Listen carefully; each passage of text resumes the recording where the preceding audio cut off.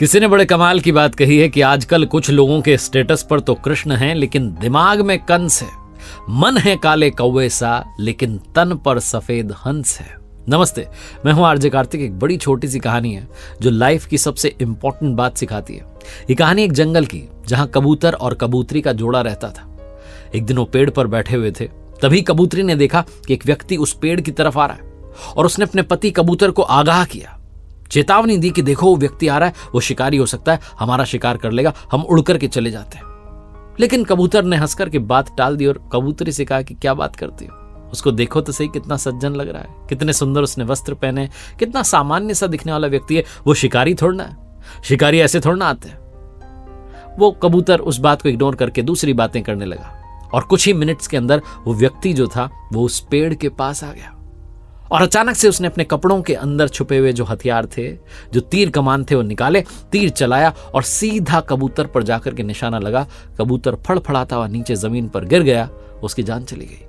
कबूतरी जैसे तैसे वहां से जान बचा करके उड़ करके भाग गई और पूरे रास्ते उड़ते उड़ते यही सोच रही थी कि मैंने अपने पति को खो दिया, अगर पति ने मेरी बात मान ली होती तो आज ये नहीं हुआ होता। बार बार खुद को कोस रही थी कि मुझे थोड़ा और समझाना चाहिए था, उन्हें वहां से लेकर के जाना चाहिए था। वो कितने भोले थे, भरोसा कर बैठे और उनके साथ धोखा हो गया। कबूतरी उड़ते उड़ते उस राज्य के राजधानी में गई, राजधानी में जो राजमहल था वहां गई, जाकर के राजा को शिकायत की कि आपके राज्य में ऐसे लोग रहते हैं जो धोखा देते हैं।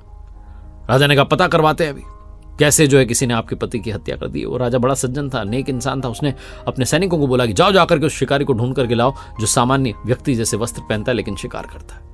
बड़ी मुश्किल है उसको ढूंढने में, क्योंकि वो रूप बदल करके रह रहा था। बड़ी मुश्किल से उसको जो है पकड़ा गया, उसको लेकर के आया गया राजमहल में, दरबार में सभा लगी हुई थी। राजा ने उससे कहा कि आपने ऐसा कार्य क्यों किया? उसने कहा मेरा तो काम है शिकार करना। राजा ने कहा जो भी आपने किया अब आपको इस गलती की सजा तो मिलेगी। कबूतरी से कहा कि अब आप बताइए क्या करें। सब लोग राजा की तरफ देखने गए कि राजा साहब सजा तो आपको देनी। बोले नहीं, आज की सजा का ऐलान मैं नहीं करूंगा, आज की सजा का ऐलान ये कबूतरी करेगी जिसने अपने पति को खो दिया है। कबूतरी ने कहा कि महाराज ये तो आपने बहुत बड़ा उपकार किया है, लेकिन मैं क्या सजा दूं? मेरा पति तो अब वापस आने से रहा, वो तो आएगा नहीं। लेकिन मैं चाहती हूं कि हाँ, एक सजा इस शिकारी को जरूर मिलनी चाहिए। पहली बात तो इसे जिंदा छोड़ दीजिए। सारे लोग उस कबूतरी की तरफ देखने लगे कि अरे ये क्या बोल रही हो? राजा ने कहा अरे तुम्हारे पति की हत्या कर दी, तुम इसको जिंदा छोड़ना चाहती हो? बोले हाँ, इसको मार करके क्या मिलेगा? लेकिन राजा साहब मैं चाहती हूं कि आप अपने राज्य में ऐलान कर दें कि जो जैसा है वो वैसा दिखे। इस शिकारी को खास करके ये कह दिया जाए, आज से यही सजा है कि शिकारी जैसे वस्त्र पहने, ताकि हम जैसे भोले भाले जो पशु पक्षी हैं कम से कम वो इसके बहकावे में ना आए। मेरे पति ने बस यही तो सोचा था कि ये तो सज्जन सा दिखने वाला व्यक्ति है, ये क्या शिकार करेगा, लेकिन ये उन कपड़ों में हथियार छुपा के लाया था।